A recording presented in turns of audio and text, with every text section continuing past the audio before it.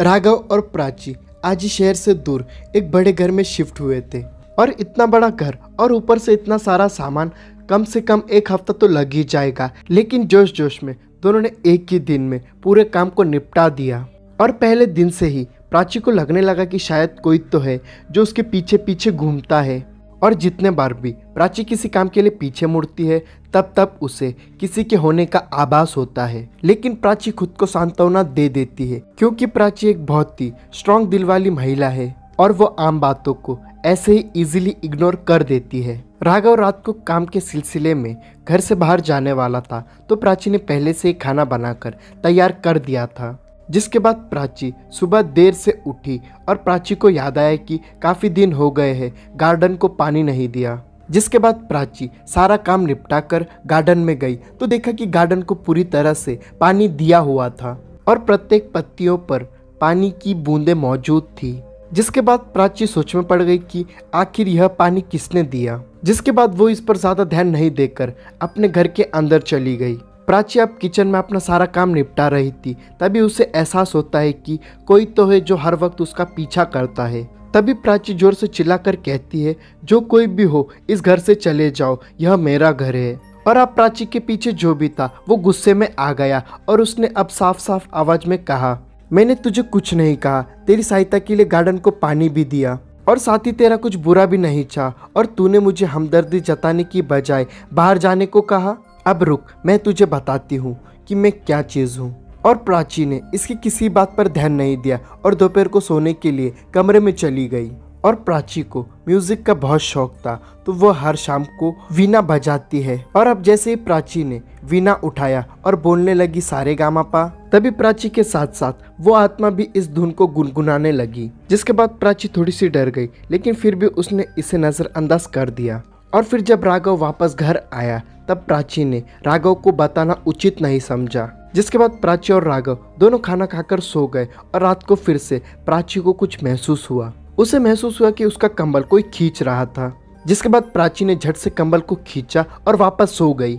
जिसके थोड़ी देर बाद फिर किसी ने उसका कंबल खींचा और अब की बार प्राची ने इतना जोर से कंबल खींचा कि कंबल फट गया। और फिर सुबह हुई और राघव को जल्दी ऑफिस जाना था, इसलिए वो जल्दी जल्दी नहा रहा था। और जैसे ही वो नहाकर बाहर आया तो प्राची ठीक उसके सामने खड़ी थी। और फिर प्राची ने राघव से कहा कि मुझे तुम्हें कुछ बताना है, क्या नए घर में तुम्हें कोई प्रॉब्लम हो रही है? और मैंने आपसे झूठ बोला था कि मेरा कोई बॉयफ्रेंड नहीं है, मेरा एक बॉयफ्रेंड है और जब आप बाहर जाते हो तब उसका फ़ोन मुझे आता है।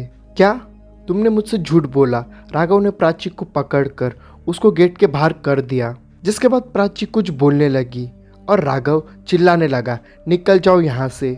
और तभी किचन से आवाज आती है, क्या हुआ, किसको निकाला जा रहा है घर से? तभी राघव के होश उड़ जाते हैं और राघव पूछता है कि तुम यहाँ पर हो तो वहाँ गेट पर कौन थी? और जब प्राची राघव कुछ बताने जाती है तो प्राची अपने गले को ही पकड़ लेती है और उसकी आवाज़ नहीं निकल पाती है। जिसके बाद वो बोलने की फिर से कोशिश करती है लेकिन फिर भी नाकामयाब रहती है। जिसके बाद राघव प्राची को समझाकर बाहर चला जाता है। और फिर दोपहर को घंटी बजती है और प्राची जाकर दरवाज़ा खोलती है तो सामने खड़ा था एक पोस्टमैन। और प्राची हैरान थी क्योंकि अभी आए हुए 10 दिन भी नहीं हुए और पोस्टमैन। जिसके बाद प्राची उस लेटर को खोलकर पढ़ने लगती है और तभी पीछे से रोने की आवाज़ आती है। और प्राची जो पढ़ रही थी उसके कंपैरिजन में पिछले 10 दिनों से जो आवाज़ आ रही थी उससे भी वो भयानक था। और फिर उसके बाद उस लेटर को पढ़कर प्राची तुरंत कुछ लिखने को बैठ जाती है और पुलिस को फ़ोन लगा लेती है। और शाम को राघव जैसे ही घर आता है तब वो देखता है कि उसके घर के सामने कुछ लोग खड़े हैं। जिसके बाद राघव थोड़ा सा डर जाता है और राघव जैसे ही घर में पहुंचता है तो वो देखता है कि प्राची की डेड बॉडी को 2 लोग स्ट्रेचर से ले जा रहे थे। और पुलिस के हाथों में वो लेटर था जो प्राची ने लिखा था और उस लेटर में लिखा था कि मेरी सुसाइड का कारण केवल राघव है और इस वजह से मैं आज सुसाइड कर रही हूँ। जिसके बाद पुलिस ने राघव को गिरफ्तार कर लिया। और आखिरकार उस लेटर में क्या लिखा था जो पोस्टमैन लेकर आया था? तो उस लेटर में लिखा था कि वह लेटर कोर्ट से आया था और जिस घर में प्राची रह रही थी वो घर राघव का ही था जो उसने 5 साल पहले खरीदा था। और यह राघव की दूसरी शादी है और इसके पहले राघव की शादी हो चुकी थी और राघव अपनी पहली पत्नी के साथ इस घर में रहा करता था। और इसी घर में उसकी पत्नी ने राघव की हरकतों से बाज आकर आत्महत्या कर ली थी और इस सदमे को प्राची सहन नहीं कर पाई और उसने भी आत्महत्या कर ली। और अब की बार राघव को 10 साल की सजा हुई और वो घर अभी भी ऐसे ही खाली पड़ा है। और उसके पड़ोसी कहते हैं कि पहले तो एक ही औरत के रोने की आवाज़ आती थी, लेकिन अब दो दो औरतों के रोने की आवाज़ आती है और उस घर को कोई भी खरीदना नहीं चाहता है। आशा करता हूँ कि ये वीडियो आपको अच्छी लगी हो। वीडियो अच्छी लगी हो तो वीडियो को लाइक और चैनल को सब्सक्राइब करना और स्क्रीन पर दिख रही वीडियोस को ज़रूर देखो।